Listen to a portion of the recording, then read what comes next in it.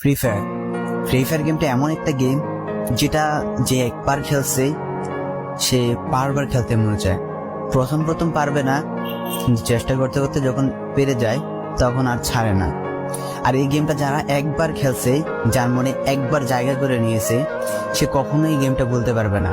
সে যদি একদিন 2 দিন 7 দিনও না খেলে, সে 7 দিন পর আবার ঠিকই এই গেমটার ভিতরে ঢুকবে। কারণ এই গেমটা কখনো কাউকে কষ্ট দেয় না। এই গেমটা সবসময় সবাইকে আনন্দ রাখে।